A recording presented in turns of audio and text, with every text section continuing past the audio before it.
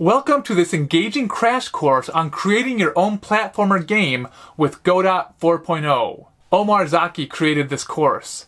This beginner-friendly course is perfect for those who are new to game development and want to learn the ins and outs of the Godot game engine.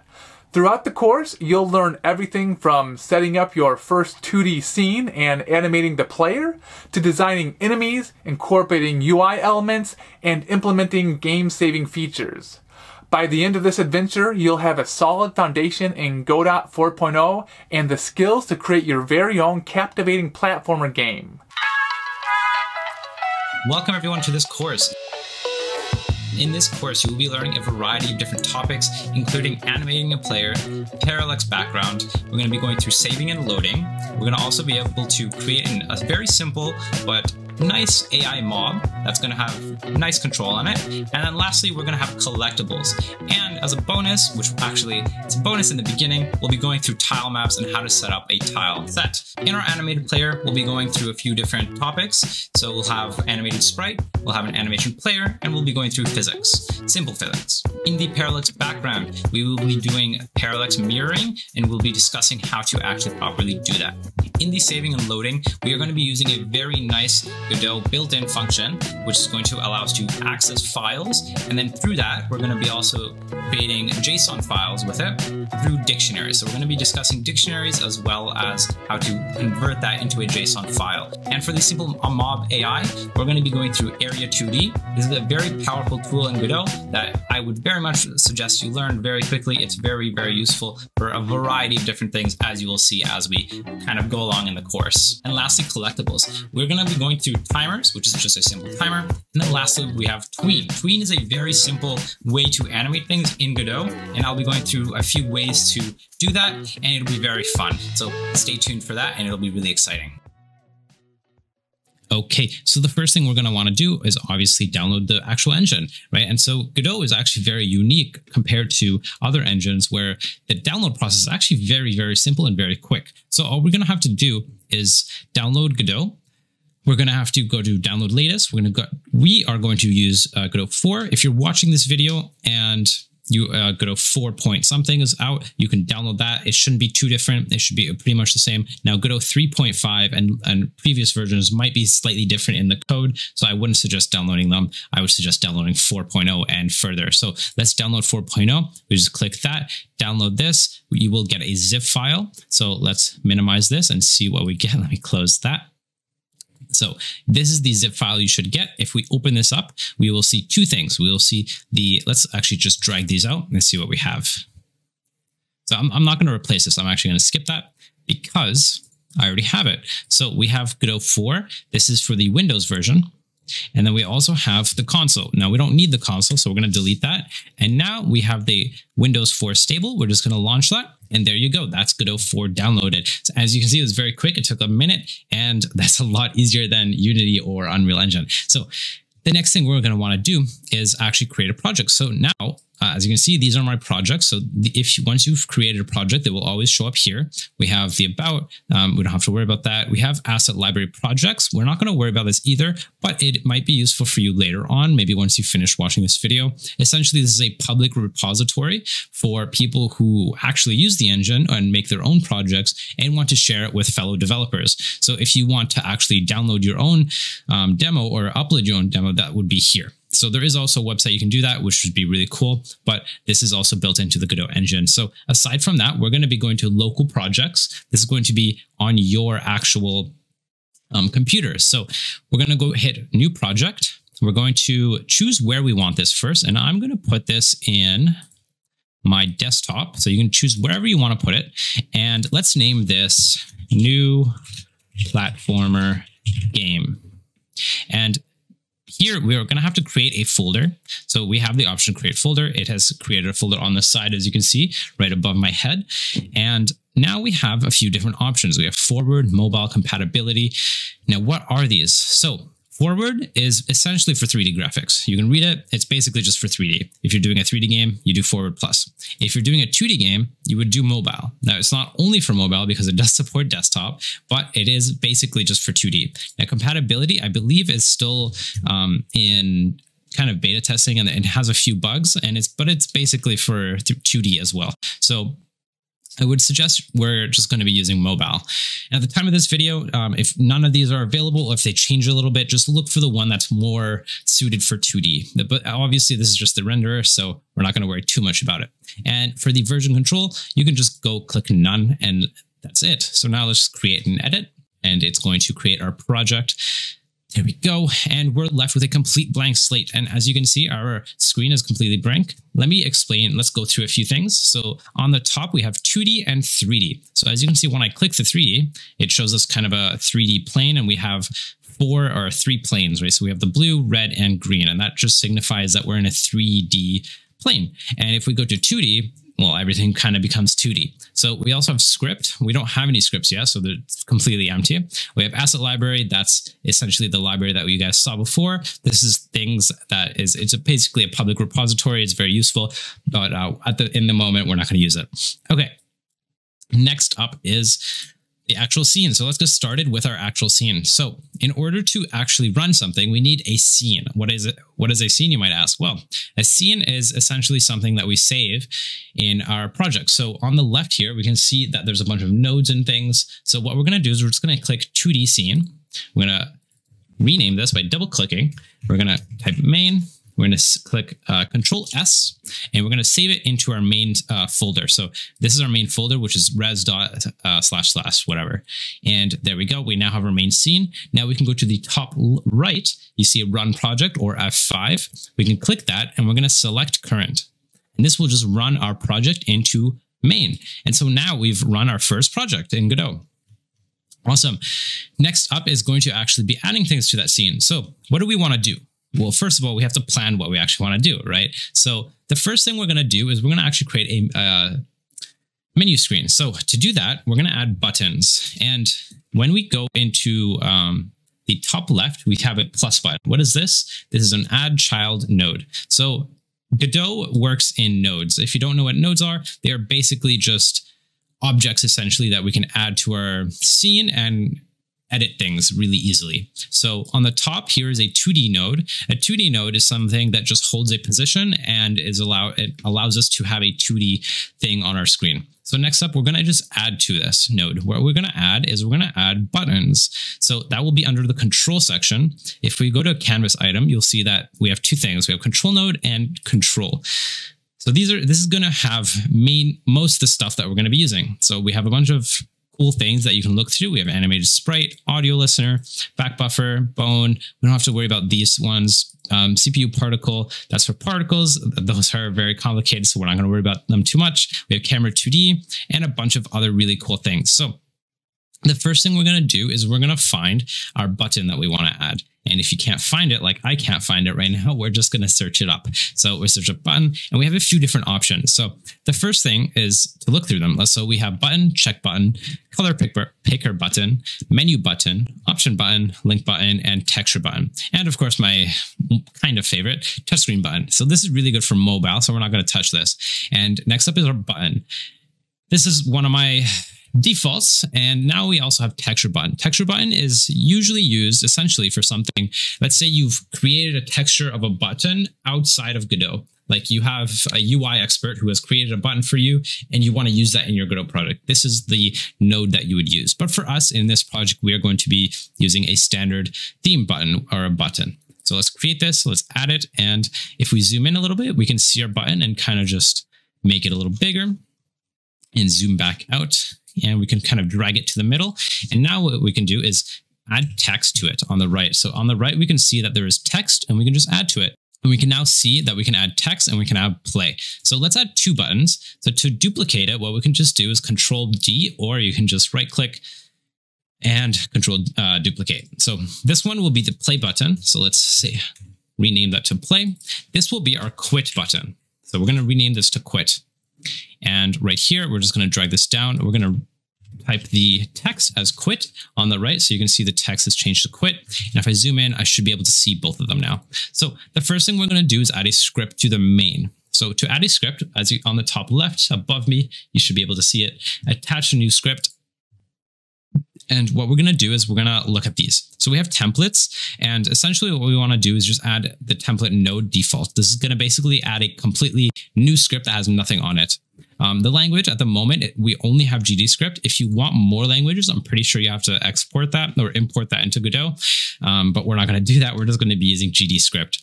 And the path that we wanted, you can change that here if you have more folders. However, we don't have any folders yet, so we're just going to save it in main. So let's create it. And now we're going to save. And now what we're going to do is we're just going to delete these. We don't need any of those functions. So now all we need is extend node 2D.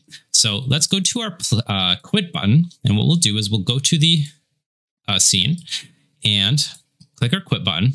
And on the left, or on the right, sorry, we have inspector, node, and history. So inspector essentially allows us to change all the settings of the actual button and how it looks, all those things. So we have layout, we have transform. We're able to change the transform of it, the size, position, scale, rotation. We can rotate it around. I would definitely recommend, if you don't understand any of this, definitely play around with it. It's really cool to kind of just play around with things and see how it works. We have tooltip. This is actually kind of cool. If you hover it, it'll perfectly explain it. It's essentially when I hover it, it'll give me something. So let's type in, this is the quit button. Now, if I play this and I hover it, it'll give me a tooltip. It'll say what this is. This is the quit button. So we don't want that in our game, so we're just going to remove that. But it is very useful for other various things, right? So we have focus, a bunch of other things that you might not understand, but that's okay. So for now, just kind of play around with things that you might understand, and let's move on. So the next thing we're going to do is go to node. And now in here, we have signals and groups. So groups, we're not going to use. However, there are good videos on it. I would definitely recommend learning it. It is a very powerful tool in Godot. So aside from that, we have signals. That's what we're going to be focusing on and using. So signals are essentially, when I click the button, I want something to happen. If I want something to happen, I have to send a signal. So I have to send the signal from this button to the script. So how do I do that? Well, I do that here. So how do I actually do that though in here? So what I can do is I basically look through all these signals and look for something. So this will tell me, this will send a signal when the button is pressed. This will send a signal when the button goes down. This will send me a signal when the button goes up, etc. So there's a bunch of different things that are in here that are very useful. So the first thing we're going to do, or we want, is pressed. So we want to check if the button is pressed. To do that, all we do is double click it. We double click pressed. This will pop up. And now we can just connect it to our main script. So we don't have to change anything. We just press connect. And now in here, we now have a function that goes from quit to script. So in here, what we'll do is we'll actually program the quit function. So to do that, we're just going to say get tree dot quit. And now all we have to do is play and test it. Awesome. We now have a quit button that works. So every time I play and I click the quit button, it will now quit our game. So that is how we create a super simple quit button. All we have to do is get tree. Will essentially get the entire tree and then quit. So actually explain that a little bit better. So when we play our game, we have on the left, we have remote, or local and remote. So local are the things that I'm locally changing. I'm changing in here, right? When I play the game, remote is like the actual thing that is happening in the game, right? So here's our main function that we have. And if I have something else, it'll also be in here. So root is the root of the entire game that I have. Now above this, what it doesn't show is tree. It's not really above it, but it's more so everything. So this entire thing is tree. So what we're doing in our script is we're getting the tree and this entire thing, and then we're going to quit, right? So that's how we essentially quit the game. Awesome. Next up is play. We want to actually have a play button. So to do that, we're going to have to create another scene. So here on the left, right next to my head, you should be able to see main.scene. Now we want another scene that will be our world. So this is going to be our world. So we're going to save it as world. We're going to save it. We're going to save it in here. And now next to my head, you should be able to see world. So we're going to basically take our play. We're going to connect it to our main, and we're going to go to world. Now I want you to try connecting the signal into your main function and pause the video. So pause the video, try that. And if it doesn't work, unpause the video, and I will now do it. So let's do it. So let's go to pressed. Let's go to the node signal pressed, and let's connect it to our main. So in here, we now have our play press button or function or signal, sorry. Now, what do we want to do? We want to change the scene. So how do we do that? Well, there's a function where we can just say get tree. We'll say get tree, and then we will say change scene to file or to packed. Now there's two different options. Which one are we going to do? We're going to do to file. To packed is something different that we don't usually use. So we're going to do to file, and we're going to go to the world scene. So essentially what we're doing is we're getting the tree, and we're just going to change our scene, which is the main, into the file world, right? So we can see our world here. And another way to change this, just a quick tip, if you wanted to change this, maybe you chose the wrong thing, what you can do is highlight it or just delete it, and we can select the actual thing that we want, like world, and we just drag it in. Or a third option is copy path and copy paste it. As you can see, that's the path of the world's file. So now what we can do is we can, let's actually be able to differentiate this by going to our world. And what we'll do is we'll add a node. We'll just add a label. So what a label is it's just text. It's basically just a label that actually adds text to our screen. So we'll say this is the world, and then we'll save this, we'll play. And now what we can do is press play, and now we change to this is the world. So we've changed our scene to the world scene. Awesome. All right, so the next thing we're going to want to do is download this asset pack. This is going to be the art that we use for our game. So the first thing we're going to do is click download. You don't have to pay. You can just say, no thanks, take me to the downloads. And we're going to download all 4 of these. Once you click download, it'll prompt you to download it to a location. You download it to wherever you want, and then we can close that tab. And as you can see here, I've exported all the files that we need. You can do that very fast by just selecting all the files, right-clicking, and extract each archive to a separate folder. And then from there, what you're going to do is select all 4 of these files, open up the project that we have, and we're just going to take all of them and drag them in. So once you've dragged them in, as you can see, I've already done that. Here, there are my 4 files. And once you've done that, that's it. Now, all we need to do is make sure that the pixelation is proper. So in order to do that, here we can see the pixelation is proper for the Godot icon. However, for you, it might not look like that. So to fix that, in our project settings, what we're going to do is we're going to go to filter settings, and then we're going to search up texture. And then we'll be prompted to rendering textures. We're going to unselect the filter setting, but now we have textures selected. Here in the default textures filter, you can see mine is nearest. However, the default is linear. So we're going to want to change that to nearest, or you're going to want to do that. All right, and now let's close that, and now we can see that it's pixelated, for you at least. And if it's not, we can actually look at the texture in each node. Each node will have its filter set to inherit. Inherit means we're just going to take the project settings, which we just set. However, I can change it to linear or nearest or whatever you want. However, I'm just going to keep it as inherit, or I'm just going to delete this node because we don't need it.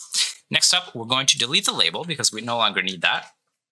Instead, what we're going to do is we're going to get started on our player and background. So the first thing we're going to do is we're going to create our player first. So in order to do that, we have to make a character body 2D. So we're going to have this as a separate scene. The reason is because it's going to inherit this scene, and I'll explain that just in a second. So first, let's create a new folder for this guy and call it player. And then let's save it as player. So rename the node to player.scene. So if you're wondering what TSCN stands for, it just means it's a scene. Next up, we're going to add, actually, let's not add the script just yet. Let's look at this error. What does this error say?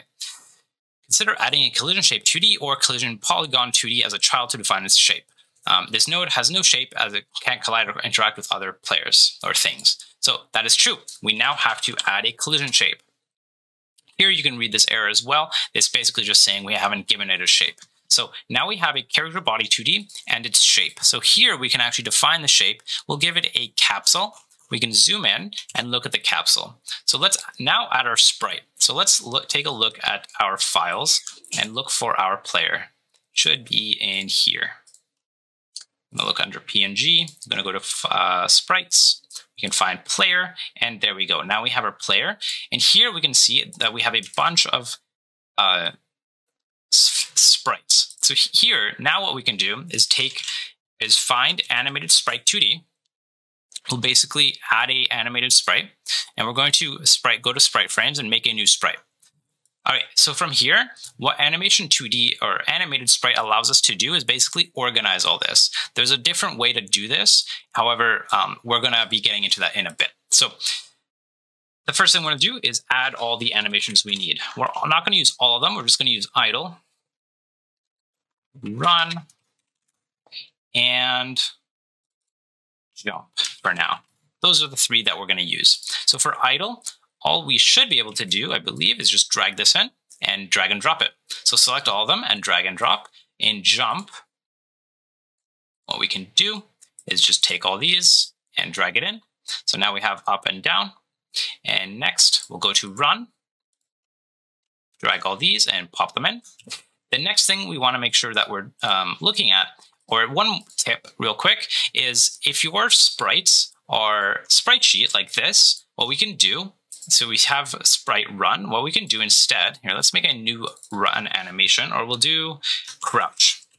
So let's look at, let's say this is crouch. So if you have a sprite sheet instead of separate files, what you can do is go over here to this add frame from sprite sheet, select it and find the, nope, that's the house. We want to find the file that we're looking for. So double click PNG, sprite sheets. And now what we can do is, let's actually do the hard though, because we might actually use this later on. So let's zoom in by control zooming. And now what we can do is actually adjust this. On the top left, we have horizontal and vertical. So for our vertical, we only have one, right? For the horizontal, we have two. So now we can select both the frames and add those two frames. And now we can see here, there's our hurt. So let's actually change this name to hurt. Or we'll actually change this to death. So that'll be our death animation. Okay, next up, we're going to actually take a look at animating these. So to do this very quickly and simply, we want to first actually make sure our player can do stuff and move, right? So let's go to our player, rename it player, go to script. We're going to add a script. We're going to use the template that Godot actually gives us. This is a new addition to Godot 4, so it's very useful. So let's just create it. We're not going to do built-in. If you do built-in, the file will not save here. It will just be built into the actual node, which we don't want. We want the path to be able to edit it later on and look it up. So let's not have built-in. We're going to use the template and all this. Create. And now what we should have is a nice default template for our code. And now what we can do is go to our world. We can add our player by actually finding our player. So let's find our player, drag him in, and there we go. We now have our player. Now what we want to do is actually add floor. So to do that, we're going to add a static body. A static body is a physics body for 2D physics, which is static or moves only by script. So this is useful generally for two things, either, a floor, or useful for walls and floors, or a platform that you might want to move yourself using code. So those are pretty useful things to use for this static body. And again, we have to add a collision shape for it.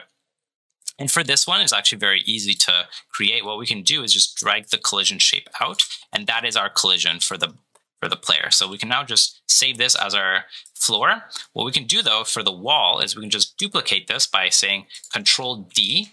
We can Control D the collision shape. And what we have to do is make sure we actually make it unique. Why? Because what happens is if I Control D, if I duplicate it, if I edit this one, it actually edits the original one as well. So in order to change this or fix this, we're going to go to the shape on the top right and make it unique. So now when I edit this, it won't edit the first one. So now what we can do is duplicate this one and drag it over here, and that's our wall. All right, let's now also add a panel. A panel is basically just a block of sprite, essentially. It's just a block panel that we can actually draw with. This isn't a good way to actually make a floor. We're going to add a legitimate floor later on, but for now, this will act as our visible floor. So now when I play, we can go play, and here's our character. He's showing the hurt animation, but that's okay. But now we can walk and run, or walk, stop, idle, and jump. Awesome. And we didn't do anything. We didn't even look at the code. But now what we can do is go back to the player code and take a look at it. So let's go through this and understand a little bit. So first, we're setting a few variables. We have speed, jump velocity, and gravity. Gravity is essentially just the gravity default that the project is using. The jump speed is -400, or jump velocity, sorry, and speed is 300. Now let's take a look at the actual code as to what is happening. So physics process is a function that is essentially called every physics second. So it's called, I believe it's like 600 or 6,000 times a second, something like that. It's a lot. So it's being called quite a bit. And next, and it's passing through delta. So if not is on floor, we're going to do this. So what does this mean? If not is on floor, meaning if we're in the air. So if we're in the air, we're going to actually add velocity, right? So we're going to add velocity to the y direction. We're going to add it as gravity times delta. So essentially, we're just making the player get pulled down if we're jumping or if we're in the air, right? If we're not on the floor, we're going to pull them down to the ground. Next up is we're going to see if we're jumping or if we're asking the player to jump.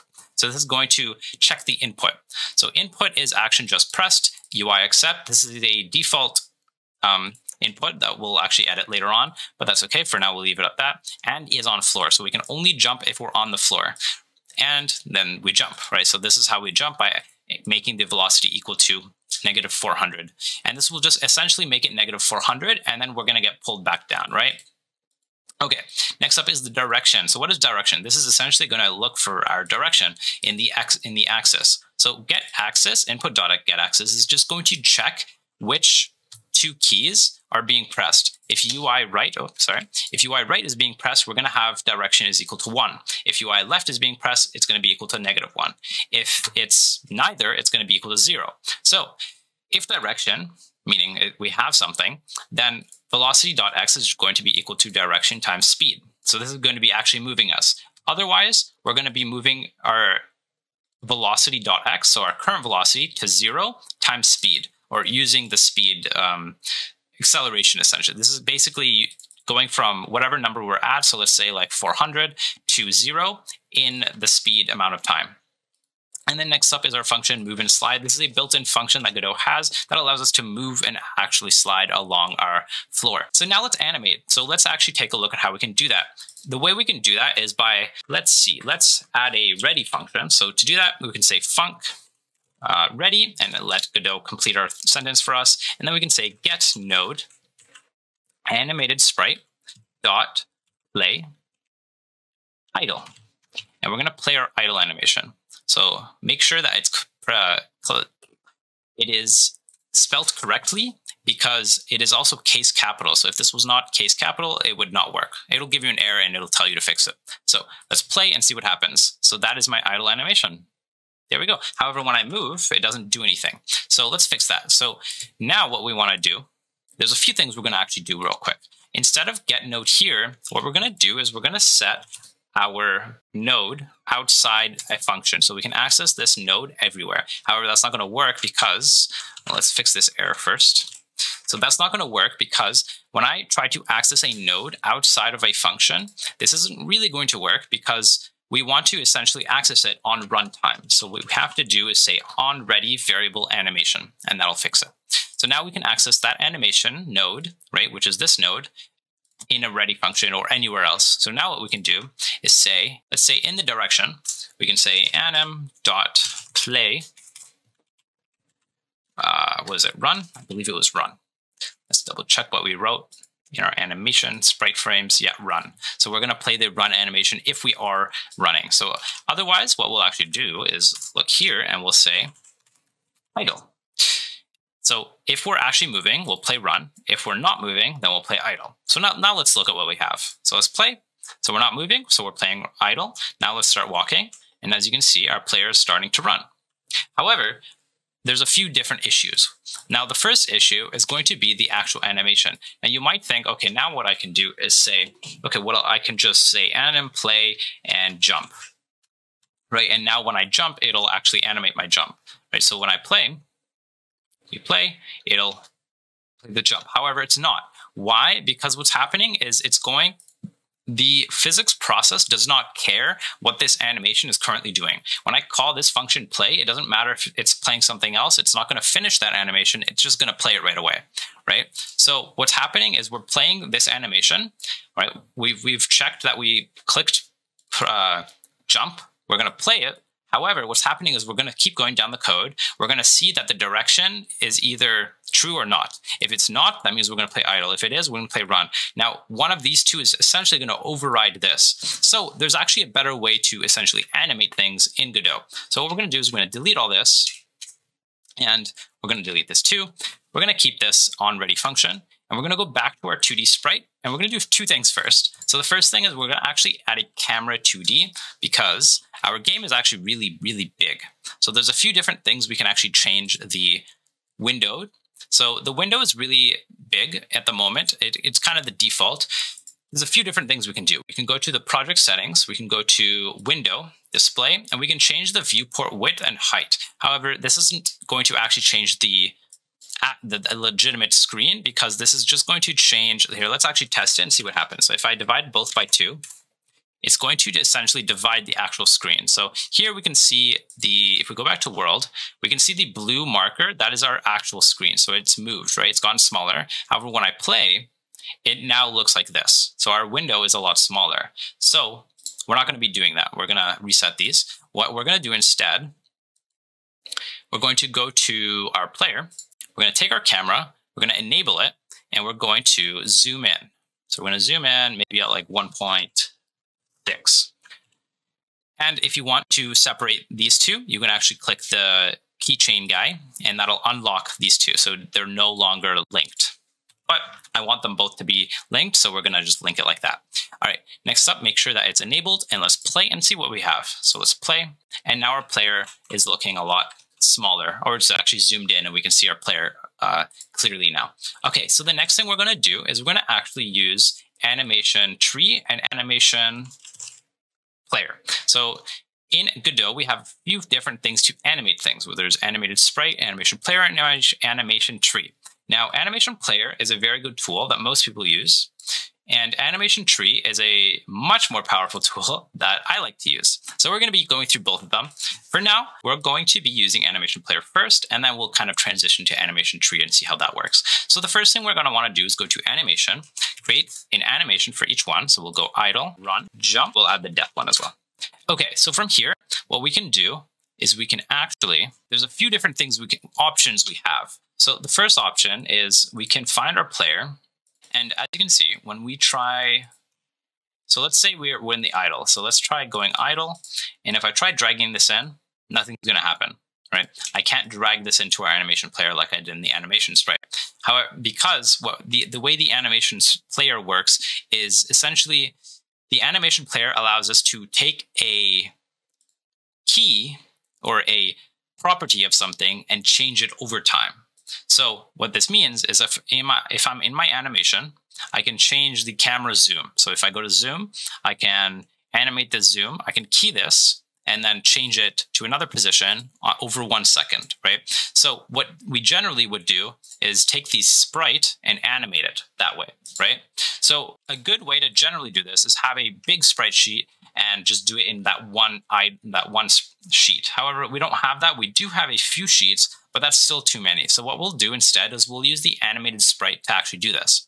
So the way we do this is actually a bit tricky in Godot. What we have to do is select the animated sprite.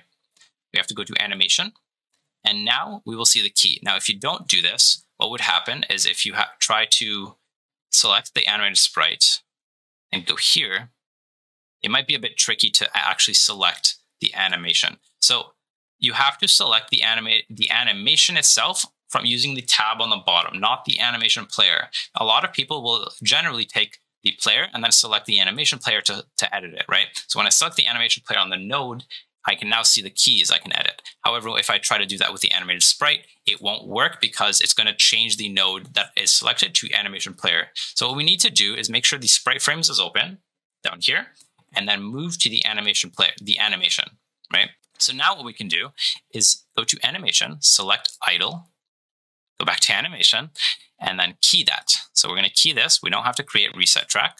So now we've changed the animation to idle. Now what we can do is we can zoom in a little bit. We can take our frame, go here, zoom in a little bit. We'll go to, we'll leave it at 0.1.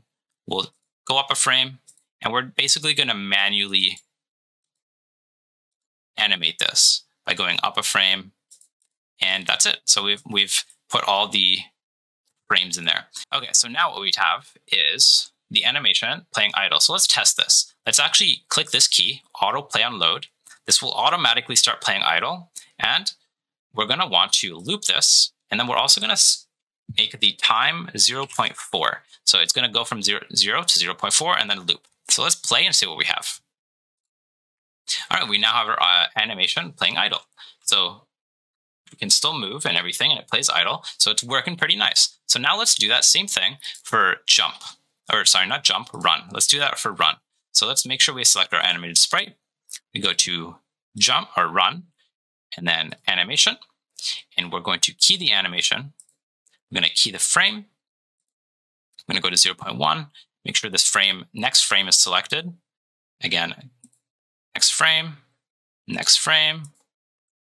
And again, you have to do this manually and essentially select each frame manually. All right, from there, we're going to change this to 0.55. So we're going to go from 0 to 0.55, loop this. And then for the jump, what we're going to do is we're going to add another animation and call this fall. All right, from the jump animation, what we'll do is we'll take the animated sprite. We'll go from jump back to animation. One more time, we have to key this. Then we have to key the first frame. And then we'll go to fall. Key the jump because that jump frame is there. We're going to go to frame 1, key that, and that's it. So that's our fall animation, essentially. Okay, now that we have everything set up, we have idle, frames, all that, we can now access all the animations through code, right? So the way we can do that is say, instead of anim, here what we can do is say onReady anim. Actually, we'll just remove this anim. We don't need the animated sprite anymore. So instead, what we can do is say animation player. So we're going to auto-load the animation player and not the animation sprite. The animation player is accessing the sprite, so we no longer need it. So now what we can do, we're going to do the exact same thing. If in direction, we're going to say anim.play run. And make sure that it's written properly. So we have run. So now we play idle by default, and then we can start running. Awesome. Okay, now that we've run, we now want to do the other animations again. So it's the same thing as animated sprite, but we're now going to just add it all in. So here, this is going to be idle. And then again, this is going to be jump. So let's copy paste that and just put jump. But now when we play, obviously we still have the same problem as before. So when I play, it doesn't show the jump, etc., and I don't change directions. Okay, so let's do the jump and all that stuff first. So let's think a little bit. What are we actually doing when we jump? Well, we're changing the velocity.y, right? When I move right and left, I'm only changing the x-axis, right? The x velocity. But when I jump, I'm changing the y-axis of the velocity. So now what we can do is essentially check to see if the velocity.y is 0 or not. If it's 0, that essentially means I'm not in the air. That also means I'm on the floor, right? So what I can do is say if velocity.y is equal to 0, then we can run. Alternatively, you can do not equal 0 something else, but I'm just going to do is equal to 0. So now we'll do this for the idle and the run. So now, I believe that should be it. So now what we should be able to do is check to see what we have. There we go. So now I can jump, right, stop, idle, and jump. Okay, now let's actually look at the fall. So in the fall animation, what we can do is do the same idea. However, what's happening with the velocity of y is here we set it to -400. All right, so we basically shoot it up, and then what are we doing? We're adding gravity to it. So we're going to start adding to it. That means we're going to essentially make the velocity greater than 0, right? So here it's going to be less than 0, and here it's going to be greater than 0. So what we can do is ask it, if it's greater than 0, what we'll do is we'll play the fall animation. So now when I play, I jump, idle, and fall, right? So now it's going to see if I'm going down. If I'm starting to go down, it's going to start playing the fall animation, right? Okay, awesome. Next up is going to be looking at the actual sprite. So how do we change the direction? Well, what we can do is basically check for the direction. So let's actually take a look at this. So let's print the direction and see what I get. So, sorry, let's actually do this outside of this function. Let's do it right here. So we're always printing it. So let's print this. Let's play. So it's printing 0. If I start going to the right, it's going to print 1. If I go to the left, it's going to start printing -1. Right? So what I can do is I can do something with that, right? So I can actually say, let's say if direction, whoops, we'll say direction is equal to 1, then what we can do, or actually we'll do -1. We'll say, whoops, get node animated sprite lip h equals to true. So if you don't know what this does, if we go to our animated sprite, here we can now see a flip h function, or a property that basically allows me to flip it. Okay, so let's go back to our script and add that, right? So now we also have to flip it back if our direction isn't -1, right? So we're going to have to say false if it's not -1. However, this is also going to be true if it's 0, right? So if I play, it's always going to start facing to the right. Now, if that's something you want, you can totally do that, or you can just say elif direction equals 1. Then we can just flip it. This way, it'll just check for these two conditions, and then it'll just leave it on the other thing. So if I face the left, it'll face the left. If I face the right, it'll leave it on the left, etc. Right? So now we have a nice moving animation player. Okay, let's just firstly fix up the collision. So let's change this up a little bit. Let's stop the game. Let's go to our player and let's play our idle. By going here, we play idle.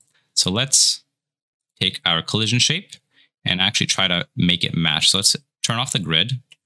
What we can do if you have this issue is we can lock the animation sprite. So let's do that and lock that. And now let's try to change the collision shape a little bit. Okay, there we go. So we now have a nice collision shape for our player. So now when I play, we now have a nice moving player on the floor that jumps and runs and all that stuff. Awesome. We've now created our player with animations and everything. All right, so the next thing we're going to be doing is creating a background. So Godot actually has a very nice built-in system for this. So the first thing we're going to do is create a new node. We're going to create a Paralax background. Here we go, this one. And then we're going to add Paralax layers. Okay, so the layer essentially is going to add pictures in each layer, and then it's going to kind of go through that motion. So let's actually just do it, and then I'll explain it after. So the first thing we're going to want to do is look through our sprites and kind of find what we want to use. So the first thing we're going to use is the background, the very, very back. So we're going to use this guy. We're going to set it up and just put it in the back. We're going to save this as BG. We'll save it in the main scene. We'll use this as a Paralax layer. So now what we'll do is we'll go there, and now we'll duplicate this, and we'll take this guy, and we'll delete it. And then let's look at some other things we can use. Let's use this one. So now we can kind of drag this in, and unfortunately, there's only one of these. So what we'll do is we will just duplicate this a few times. So we get like this. We'll kind of move it up a little bit. Try to make it fit nicely. There we go. Okay, and now let's take those two, duplicate those, move it again, and move it. And that is it. Let's duplicate one more time. All right, there we go.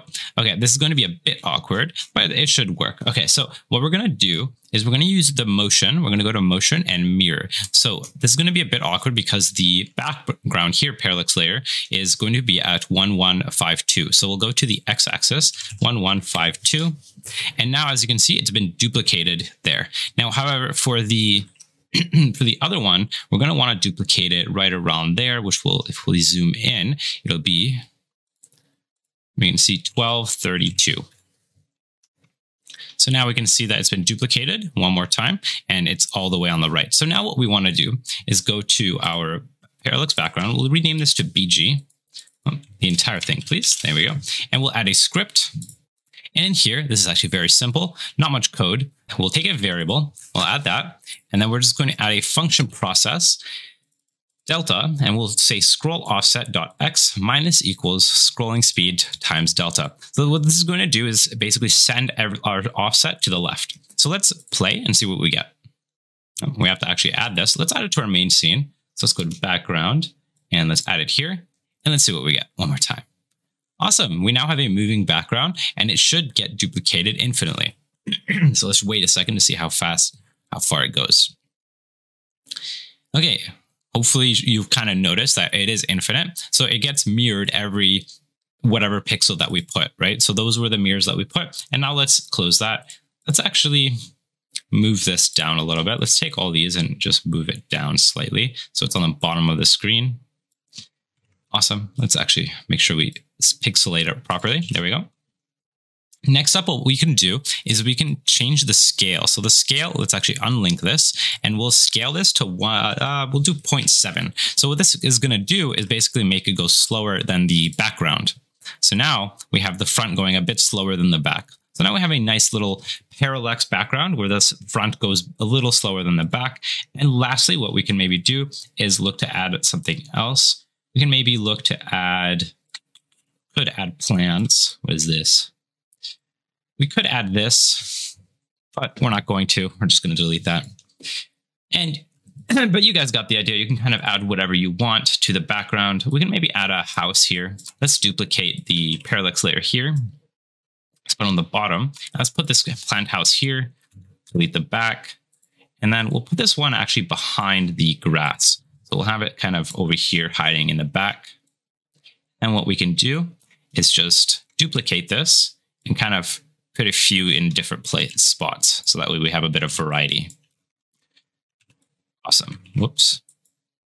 Let's take these guys and just lock those so I can't move them. And we'll take that and move it right there. Awesome. We now have a little bit of variety. So now we have houses in the back and things in the front. So let's change the houses one more time. Let's name this houses. Let's change the motion on this. Let's make it, we have to unlink this, and let's make it 0.5. And let's play one more time and see what we get. Awesome. We now have a few houses that go slightly slower than everything else. In fact, if you don't want to, you can just make this 0 and it won't move at all. So if you do that, they just won't move. But it's up to you. You can do whatever you want. And I encourage you to be creative with the parallax background. Godot has a very nice parallax background and a way to do this. So let's close this. Let's go to our world and let's add our background in there too. In this one, we're going to actually make something slightly different. So what we'll do is we'll put this to the top and we're going to make it local. What this is going to do is essentially add it to our scene. And now what we're going to do is delete the houses. We don't want those. We're going to delete this and that's it. So now we have our actual background of the sky and everything in our actual scene. So now when I play, this is what we get instead. So now what we can do is look to actually add the ground. So let's delete this ground. And now what we'll do is we'll just add a, what is it called? We're going to add a grid map or a tile set. So we're going to search up TileMap. We're going to create this. Let's add it to the top. What we're going to do is we're going to go to the top right. We're going to see tile set. We're going to say new tile set. The tiles, we'll take a look at it in a second. But what we'll do is we'll also have to find the tile set we're going to use. So let's use this one. So in Sunnyland Phaser Project, we can find this tile set. There should be a few. There's actually a few duplicates. So you're going to have to kind of look for whatever you want. There's a lot of props as well that we can look at. There's layers, which is cool. Sprites, sprite sheets. Let's take a look at the sprite sheet. No, we don't want that. Okay, so we're going to be using this tile set.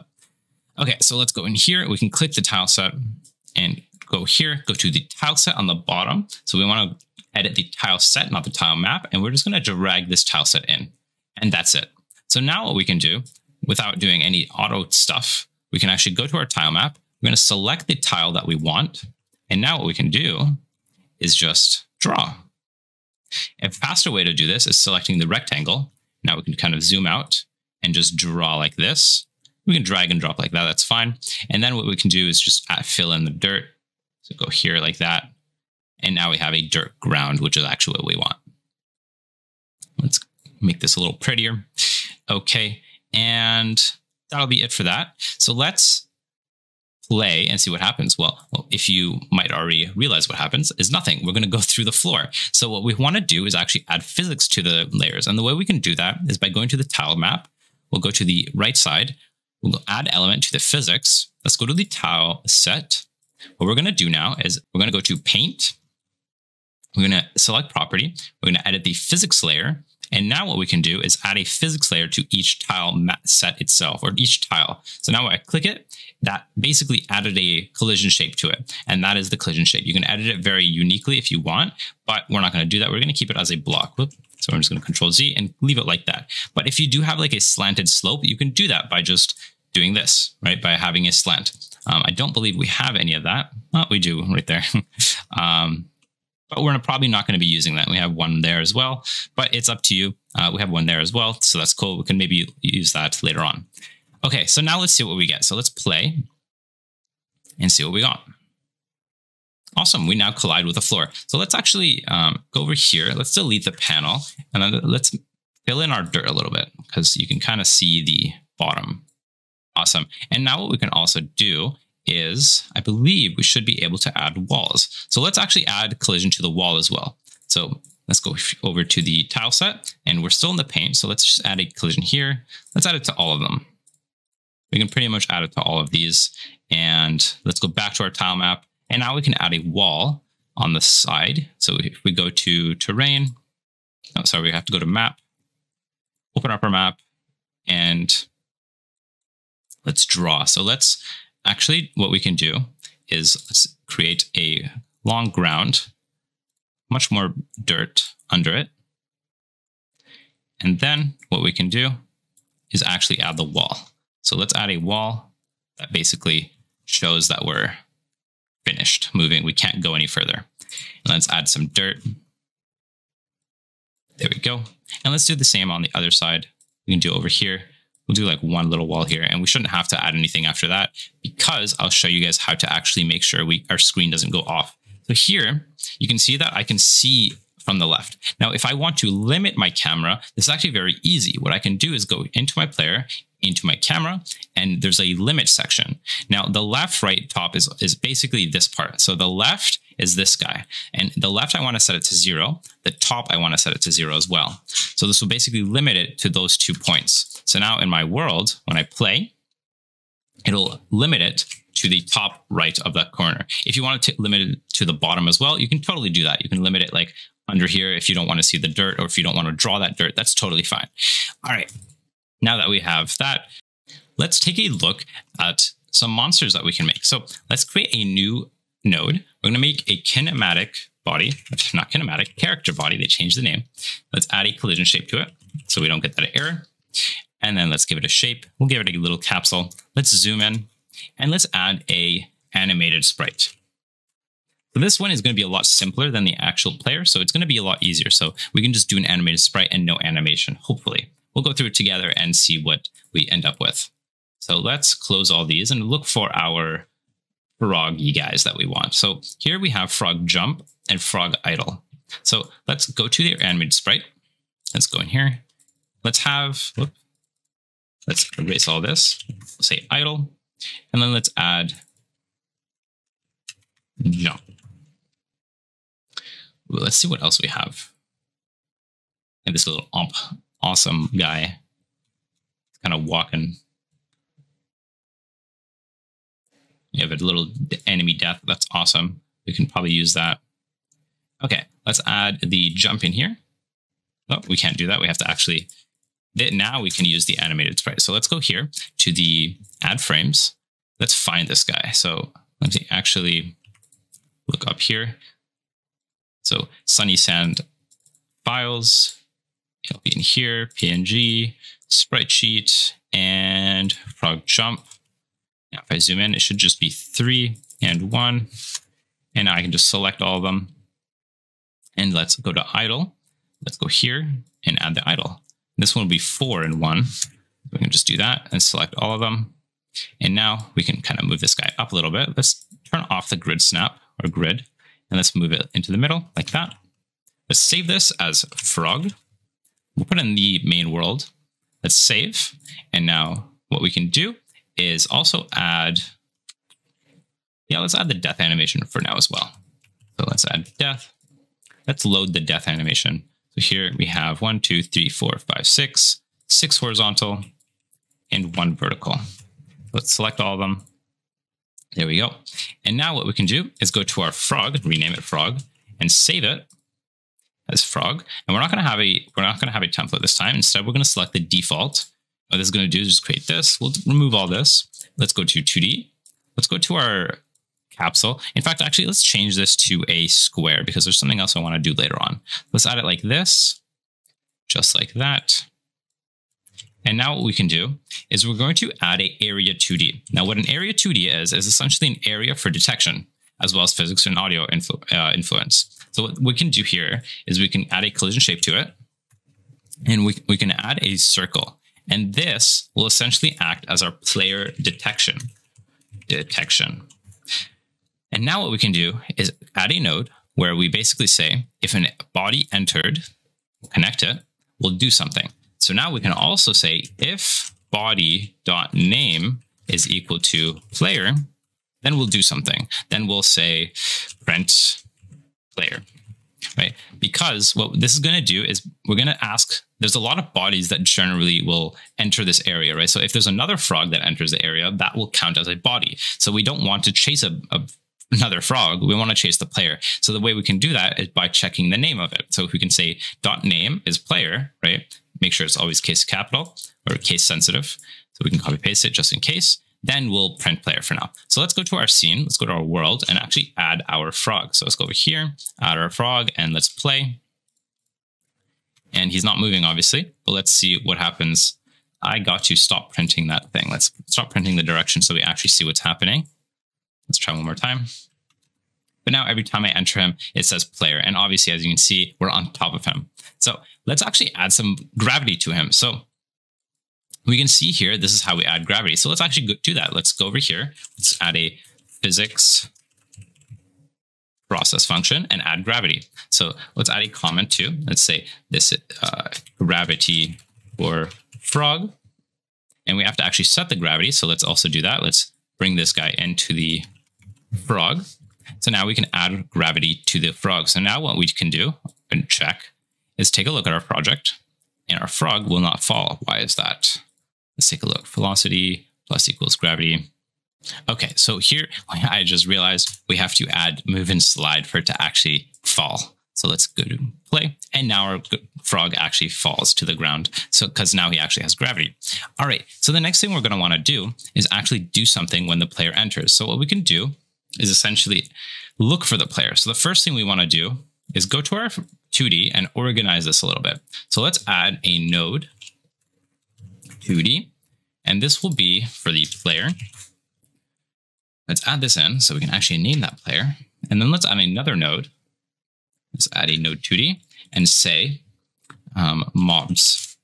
And we'll basically add frogs to this mobs. And now what we can do is go from the script and we'll drag in our player. And this is the path to our player. So what we can do here is say, let's say variable player outside.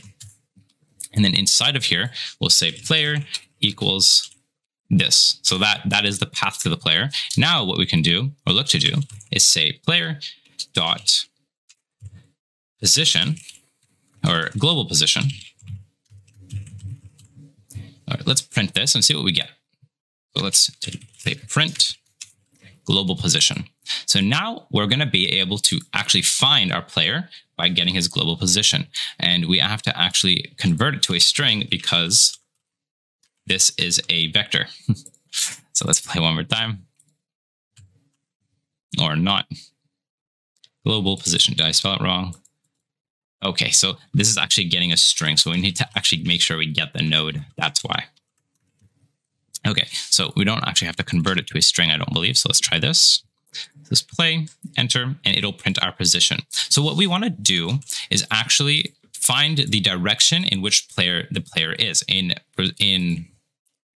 a response to where the player is or where the mob is, right? The way we can do that is basically saying variable direction equals, we're going to take the player direction, player dot position minus self dot position, right? So you don't actually have to say, let me make sure I type that in right, position. You don't actually have to say self, but it's nice kind of see that self dot. And then we're going to normalize this by saying dot normalized. And now what we can do is say if direction is greater than 0, we're going to actually only look at the .x direction. So we'll say .x is greater than 0. What we'll do is we'll actually see which direction it's in. So if it's greater than 0, that should mean we're on the right. Now, if we're on the other side, we'll say else and say, let's print this and say left. So now what we can do is print this or play and see what we get. So when I do this, I'm on the right, but if I enter from here, I'm on the left. Awesome.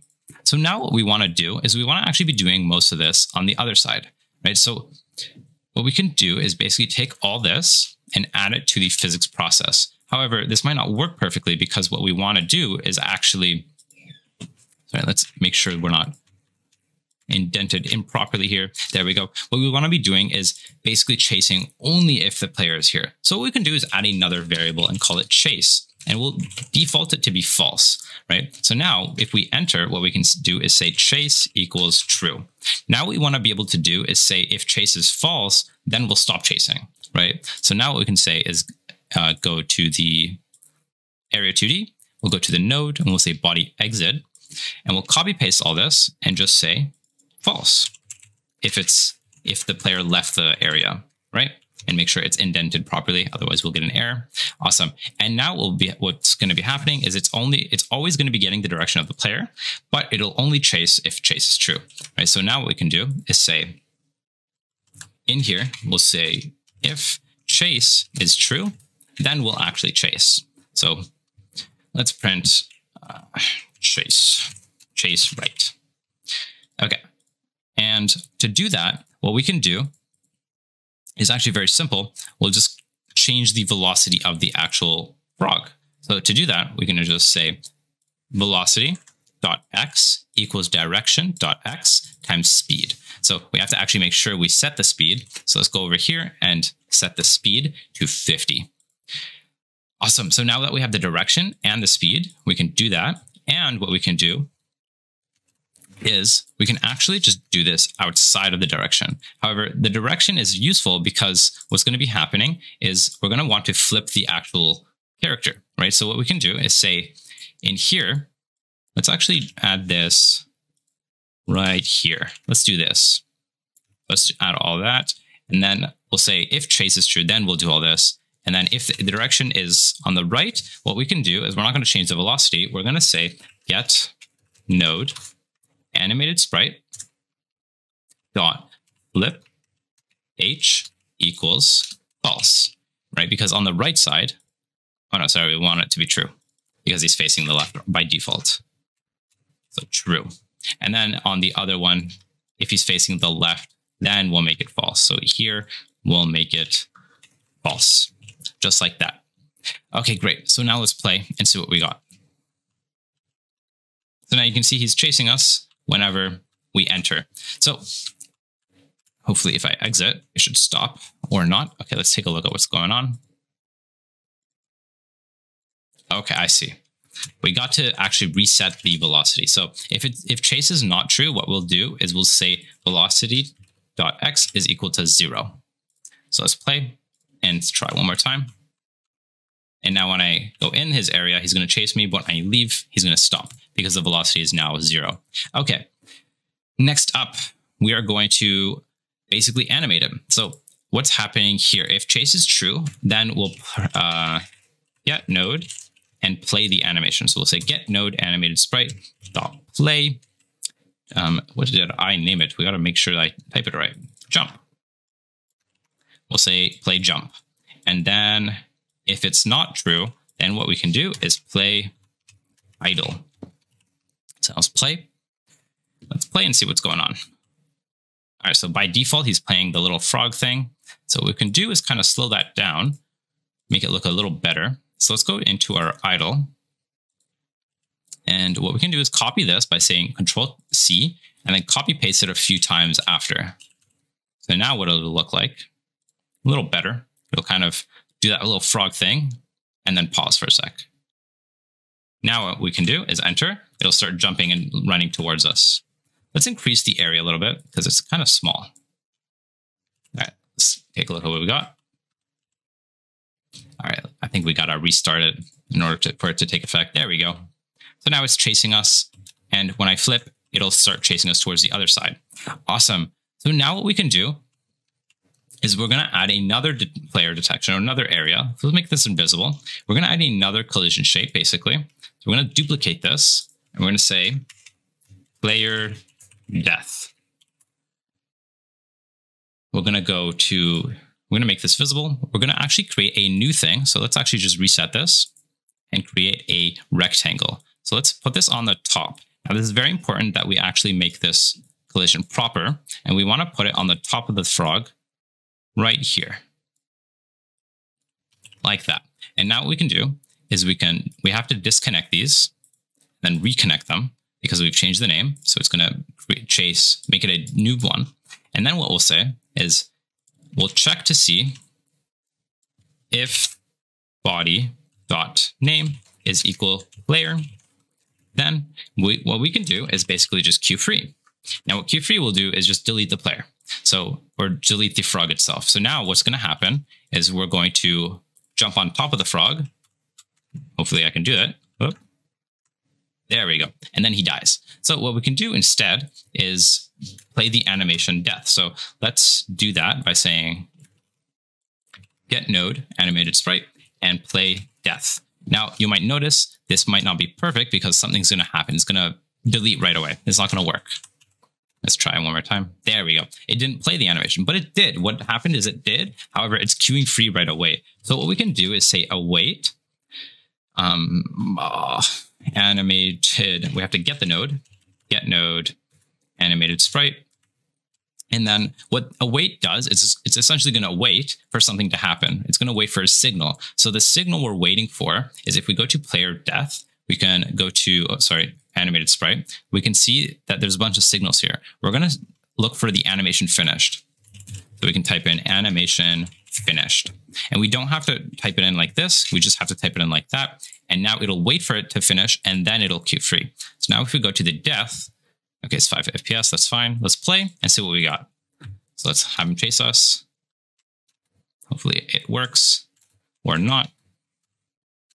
Okay, so what was happening, the reason why it's not playing death is because we are always going to be overriding it with this. So what we want to do is we want to go over here and say if get node, we'll say if get node dot, what was it? I think it was animation is equals death. Then we're going to do this. We're going to say not equals death. And that should hopefully work. So now we're going to also add this to the jump one. So let's add it here. Make sure I don't have any errors. Okay, so we just had to restart the game and it'll work. So now we can see that it's playing and then it'll play idle. And then when I jump on top of it, it's going to play death, but it's going to constantly play it. So what we can do to fix that, it's actually very simple. We go over here and turn off the loop in the death. So it'll finish and then it'll queue free. So let's try one more time. Okay, we got to make sure that we have the idle selected. We'll fix that in a second. I'll show you how to fix that. So play, we'll jump on top of him, he'll play the death animation and disappear. Okay, so the first thing we want to do is let's make sure that we're always playing the idle at ready. So let's say function ready. We'll say get node animated thingy majiggy and play idle. So now that'll always default to the idle animation by when we are in the ready. So here, another thing we want to start doing is two things. Let's first make sure that he's staying still. And then let's also say chase equals false. I actually don't think we need to make the velocity equals 0. We can just remove that and say this. And now when he's chasing us, and then when I jump on top of him, he'll just explode and die.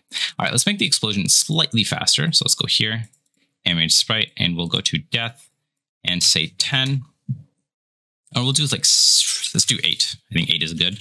And now let's also add something so that when the player hits him, he also explodes, but does damage to the player. So to do that, what we're going to want to do is add health to the player. So let's add health. There we go. And we'll say equals 10. Now, we want to actually be able to see that. So let's add a UI for this. So let's add a canvas layer. And this canvas layer is going to act as our UI. So let's add UI and rename it as UI. Didn't mean to do that. Let's add a label to print out our HP. And this, let's rename it to HP. We're going to add a script. It's going to be built in because this is very simple. Let's go to the process function. And what we'll say is text equals get node. We want to get the player dot health. Let's make sure we type this all out properly. We get the node. We're going to say this, and then we're going to convert it to a string. And then let's also add a text that says, whoops, HP. We'll say HP for now. And then add a space, and then maybe something call in there. So that way we have HP and then the player's health. Okay, so now in our 2D scene, let's move this guy a little bit to the left. And then let's go to theme override. We're going to go to font. No, not font. Size. Here we go. Font size. And let's increase it a bit. So let's say HP. So we can see HP right there. Let's increase the size just slightly so we can see it. And then we're also going to change the color to font. So we're just going to make that true. And let's play and let's see what we get. We now have our HP on the top. Now what we want to do is basically go to the frog. And now what we're going to do is we're going to duplicate the player death. And we're going to say player collision. Now this guy is going to actually be very simple. We're going to flip him. Let's actually go to the animated sprite. Let's play the idle so we can see the frog. Let's go to the collision. Let's make it unique. And what we're going to do is we're going to make it slightly bigger than the collision shape of the actual frog. So we want to do it like that, but not too big because if the player touches this, they're going to explode and damage the player. So let's do this. And let's actually add a collision. Let's add the thing to it. So the signal. So let's disconnect it and then reconnect it because we changed the name. And then again, we have to check if it's the player. And this one is actually very simple because all we can do or have to do is just do the exact same thing here. So let's copy paste this. And then we'll just say body.health minus equals, let's say 3. So it'll damage the player by 3. In fact, what we can actually do is take all this and let's actually create a separate function and say function death. And let's add it in there. And then I can just call death from here. And then I can also call death from here instead. So now we've shortened our code quite a bit. Okay, let's play and see what we got. Let's play. If I jump on top of him, I don't take damage. But now if I play again and I run into him, I take damage. So you saw that HP went down by 3. Awesome. We now have a really well platform. It's pretty cool. We can now jump around and run away. And if I jump on top of him or hit him, I take damage. So if you want, you can increase the area as much as you want. So you can kind of increase it like this if you'd like, kind of increase it above, just like that. It's up to you. So we can do that, whatever you want.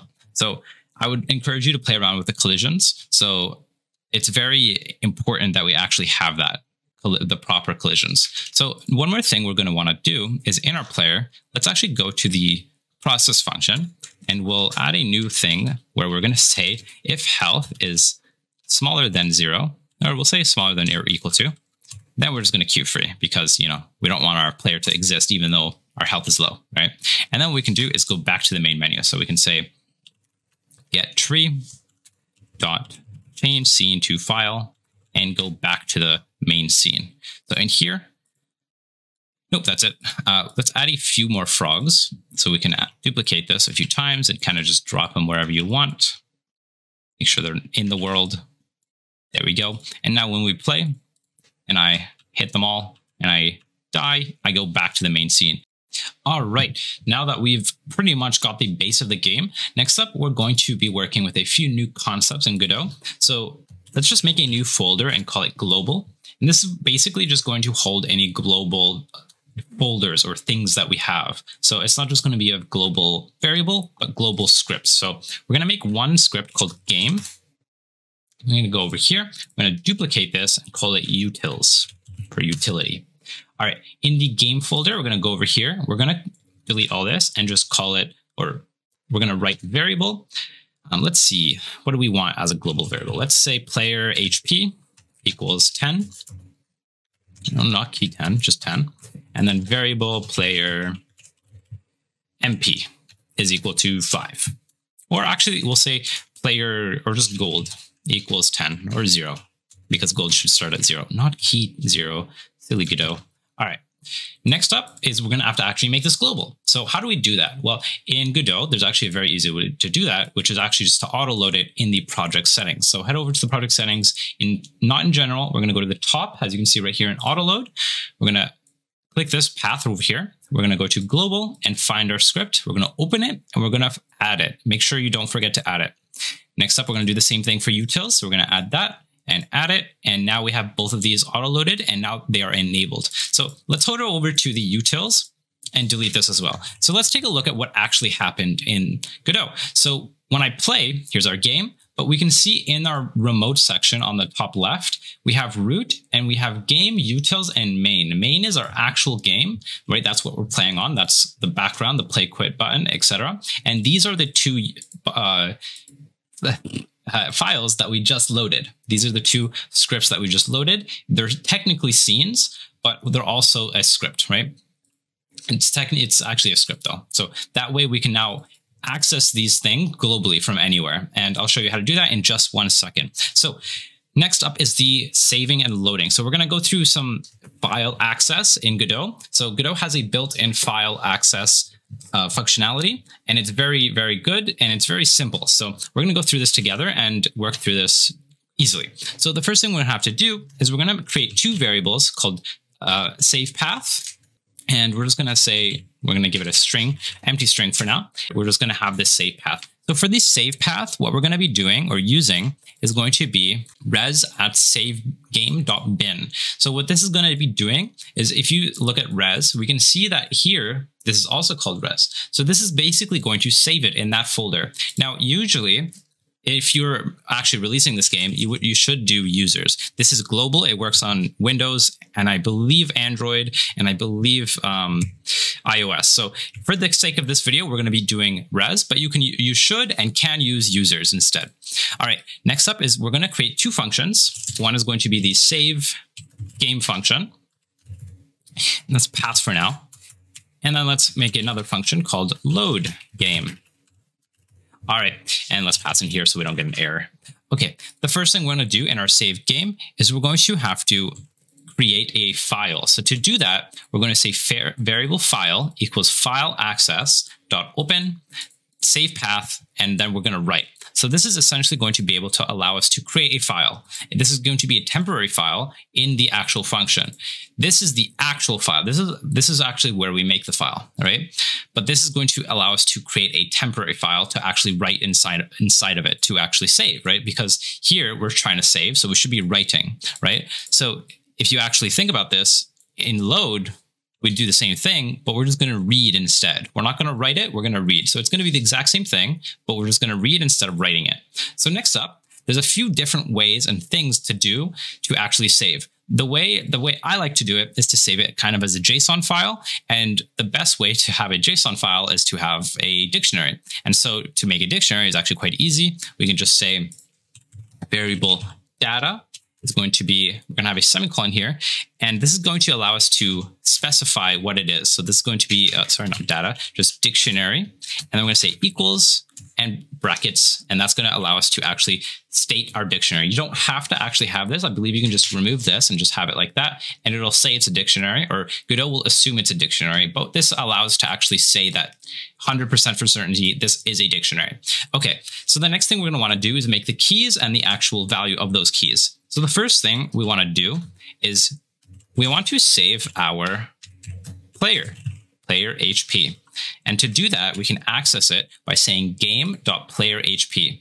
And the key we're going to save it as is the exact same thing. So we're going to say player HP as player HP. So that's usually how I make the keys. So sorry, we're going to have a semicolon here, not a comma. And then to write another one, we're just going to have a comma there. And then instead of player HP, we're going to say gold as the key. And then we're going to also save it as gold. There we go. So now we can save 2 values inside of a dictionary. This is a super simple and fast way to save a file. Instead of saving everything manually or saving one at a time, this is just going to allow us to save everything inside of a dictionary. And then now we're just going to store it inside of a JSON. So first we have to actually convert it to JSON. So to do that, again, we have built-in functions to do that nicely. Godot 4 has updated. So now we can just say JSON string is going to be equal to JSON.stringify data. So this is going to just basically take our data, our dictionary, and stringify it, right? And now this is the easy part. We're just going to store it. We're going to say file.store line, and that's it. So now this should actually work. So now what we can do is let's go to our main. Let's go to our function here. Let's add a function, say ready, and then we're going to say utils.saveGame. And I just copy pasted it. So now when I play it, it's going to save the game and hopefully it doesn't error. Awesome, no errors. And now what we can do is we can actually open this up and we can see that we have savegame.bin. And if we open this, if I can bring it over, there we go. There's our notepad. So you can open it in Notepad and you can see here's our values. Here's our JSON data string that we made. So we have gold and player HP. So now we can close this. We don't need it. Minimize that. And that is how we save. Now, how do we load? Well, it's actually very similar. So all we have to do is check if the file exists. So if file exists, save path equals true, or we can just say if it there. I always like to specify if it's equals to true, not just have it there, but it's up to you. That's more of a coder's preference. Then what we'll add is say, if we have not reached the end of file, so this means end of file reached, we have not reached that, then we're going to start loading. So this is where we actually load. So first thing we have to do is actually create a stringify. So we have to actually read the file. To do that, we say variable current line equals JSON parse string from file.getLine. So this is going to allow us to essentially parse the string and actually read what's inside of that JSON file. So next part is we just load it. And to do that, all we have to do is say if current line, we can actually just say game.playerClass is equal to current line at this, right? So the current line will essentially take all the values that we have inside of the file and convert it into a Godot readable thing. So Godot will actually be able to read it, and then Godot will just load it in by accessing it through the array, right? So this is the key to that dictionary. Sorry, it's not an array, it's a dictionary. And that's the key to that dictionary, right? And so this is going to access this guy, right? So the saved value that we have. So let's try this out. So one note is Godot 3 used to have to close it. So I think you used to have to say file close. Oh, it's still there, but we don't have to do that anymore. So, which is actually really nice. Because if you would forget to do that, then a bunch of things would happen. So here, let's try saving it. So let's save and then load game. So now that we've loaded it, we will now save and load. This is basically the way to, what did we do here? Player class. We have to load the player HP, right? And then save the gold, make sure it's capitalized. All right, let's try one more time. Okay, so this is a fast way. When I save and load, this is a fast way to basically overwrite all our data and reset it to 0, essentially. So now what we can do is we can comment that out. And now let's go to our frog. And in our depth, what we can do is say game.gold plus equals 1, or let's do 5. Okay, not key 5. Oh my God. Key 5. And then we'll say utils.saveGame. So every time we kill a frog, we'll get 5 gold and we'll also save the game. So let's actually print our gold. So let's go over here to our UI. Let's duplicate this and rename this to gold. And a quick way to make sure that we don't blunder this up is we have to make sure that the script is unique. So this script and this script are the same. So they've taken the same script. So we have to make sure that we go to one of them, any one of them, and make it unique. We can do that by going to the bottom right and just saying make unique. And now when I click it and I save it, it'll now save it as its own unique file, right? So these are built-in scripts. So we're not gonna be able to find it, but they are here and there they are on the left. And now what we can do is change this up to gold. So we can change this to gold. And then instead of printing the health, we'll print gold. And we have to actually make sure to say that this is from the global function gold. And Now what we can also do is actually change this to be a global function and say game.health. And we can also say, oh no, we can just leave that. But we have to make sure that this is player HP. We'll also have to replace it in our player and frog. So here, where do we do damage? We do damage. Here we go, body.health. Instead of body.health minus equals 3, what we'll do is we'll say game.playerHealth minus equals 3. All right, lastly, we have to go back to our player and make sure that the health is actually going to look at the game.playerHealth. And now we should be able to just delete this health. We don't need it.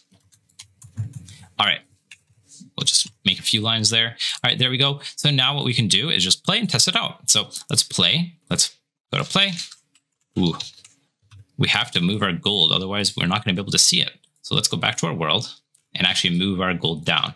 And this should update automatically. So if I go back to my player, there we go. There's our gold. And now when I kill something, it gives me 5 gold.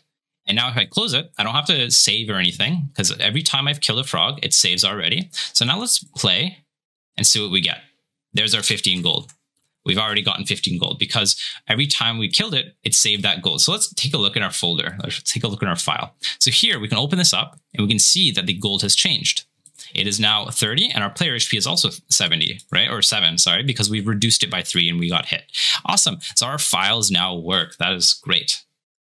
All right, the next thing we're going to do is collectibles. So far we have frogs, and let's take these frogs and let's drag all of them and just move them to the right a little bit. Let's actually move them a little further. And then here, we're gonna have some collectibles. So let's do that. Let's close this and let's add a new scene. Let's close the player and frog. We don't need that anymore. And let's go to other node. And we're going to create an area 2D. This is going to be the perfect thing for a collectible because this is essentially just going to check for a player, right? So let's add another collision or another node and a collision shape. And let's give it a shape, a circle. And here, I think an animated sprite is probably perfect. And I will explain why in a second. So here, I think all we have is cherries. I think that's the only thing we have. Yeah, that's all we have. So let's go to animated sprite. Let's create an animation for it. Let's actually go into the animation. We'll just say idle, and let's just drag all these frames in. And there we go. We now have our cherry. Let's actually play it. So we can do that by doing that. And now what we can do is make sure we can just keep it in the middle like that. That's fine. And then let's actually try to give it the proper shape. So let's actually lock this, take the collision shape and kind of give it a nice shape here. All right, let's save this as cherry. Let's create a new folder. We'll say collectibles. Save it. Let's go to area 2D, name it cherry.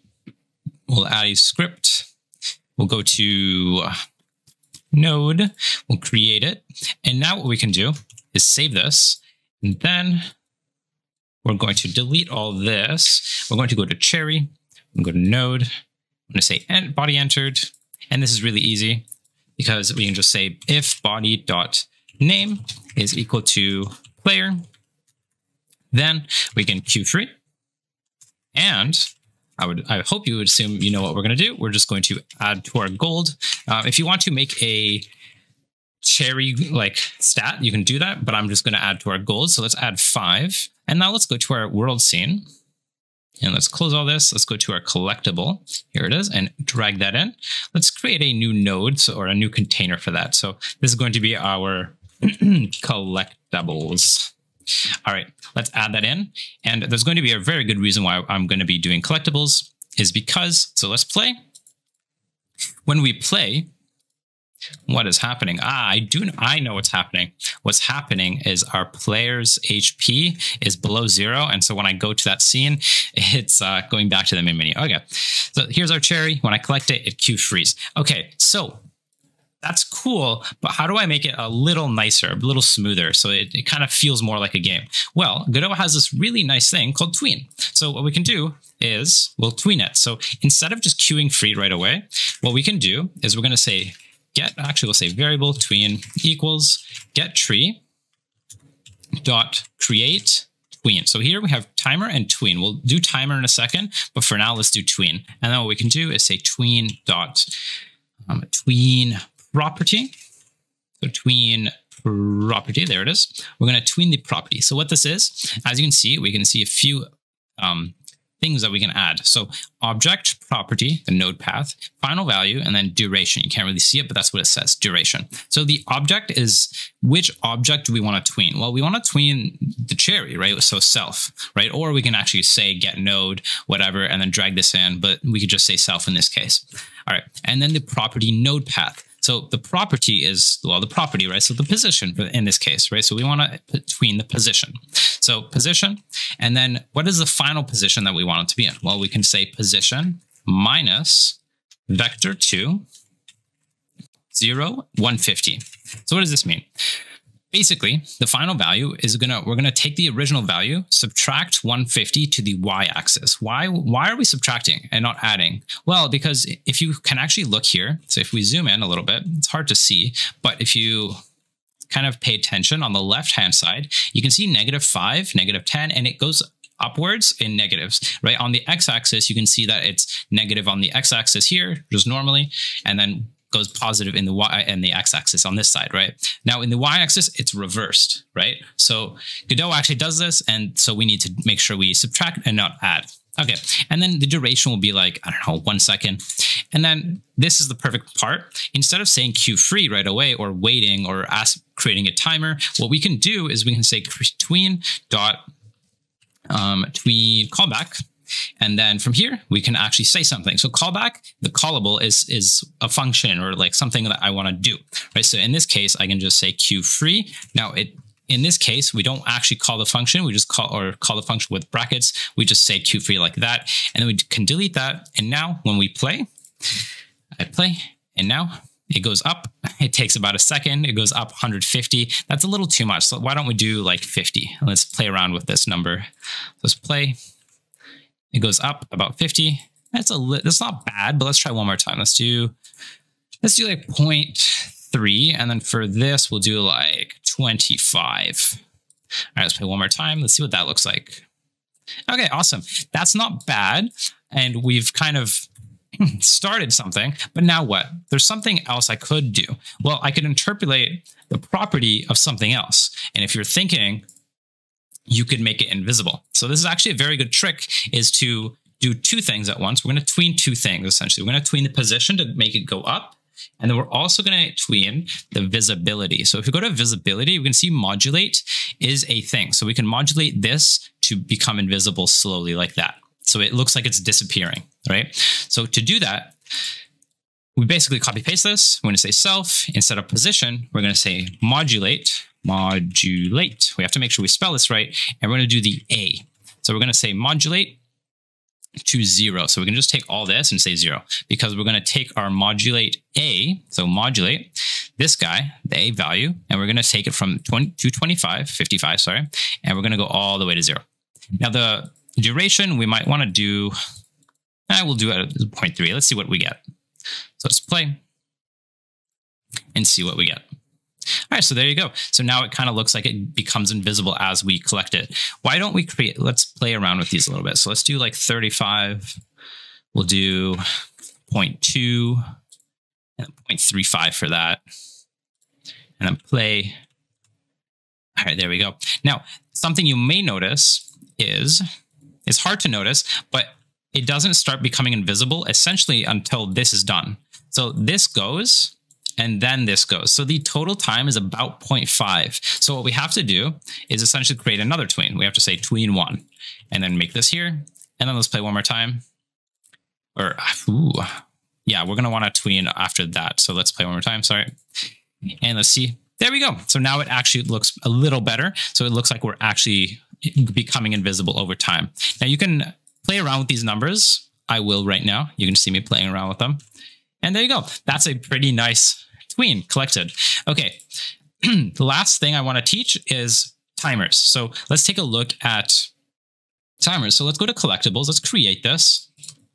Let's delete all this. Now what we'll do is there's two options. We can either add a timer node, right? So here, or we can actually create a node or a tween or timer. So we can say here, get tree No, we can't say get tree. We can say create timer, but not outside of here. It has to be inside of a ready function. But we're not actually going to do this. We're just going to use the node instead.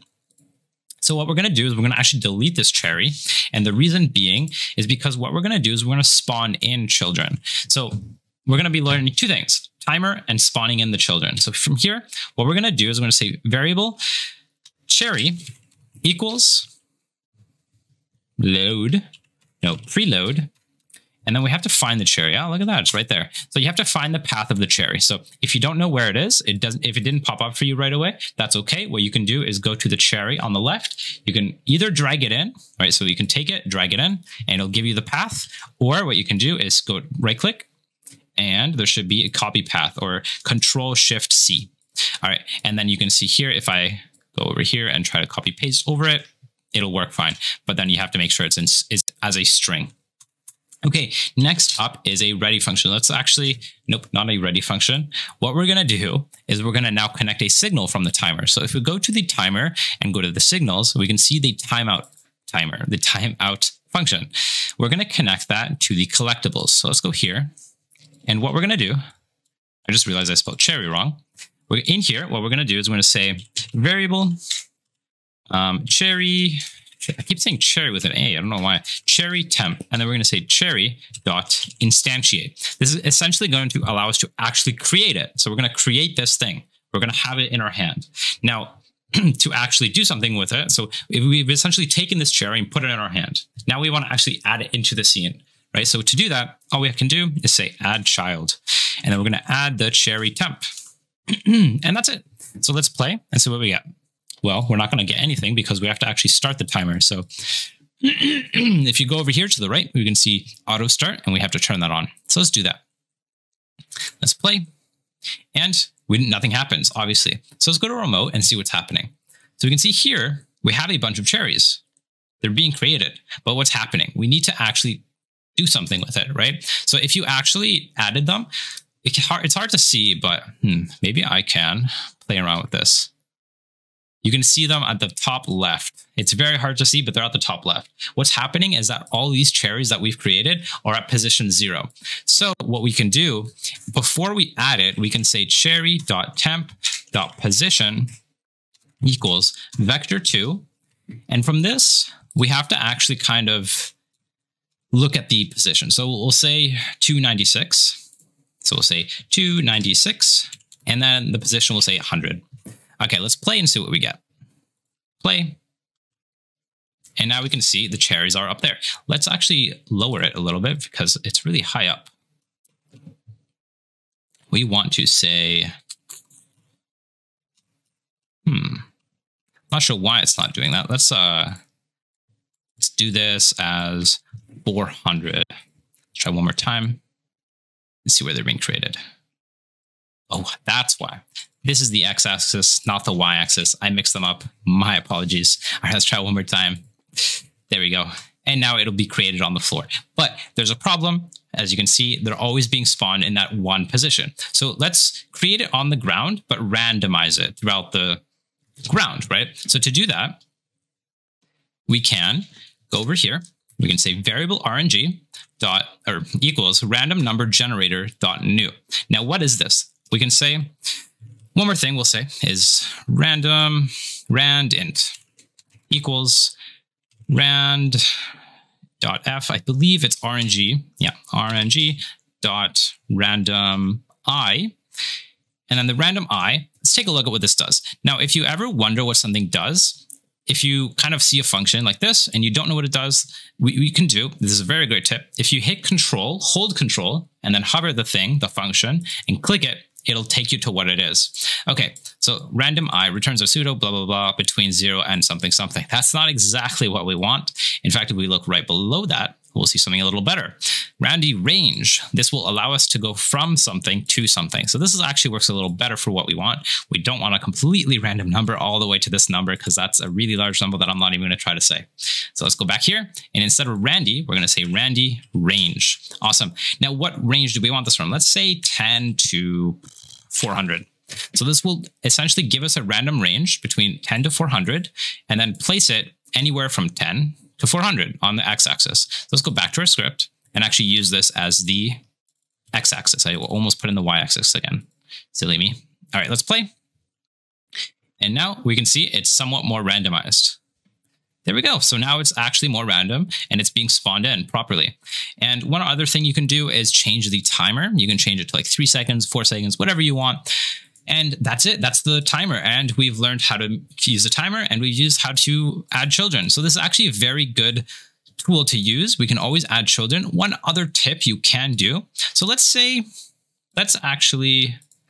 is completely for educational purposes. This isn't actually going to solve anything, but let's create a node here. And let's say I want to spawn all my children here instead, right? Let's say you're spawning mobs instead of a cherry, right?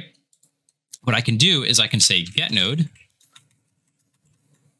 and then I can add those children to that node instead. So I can do this. So get node, node2d, add children, cherry temp. Right, so it'll add all the children in here instead of collectible, right? So when I play, let's go to remote. Let's actually play and see what's happening. Let's go back to world. Let's go back to collectibles.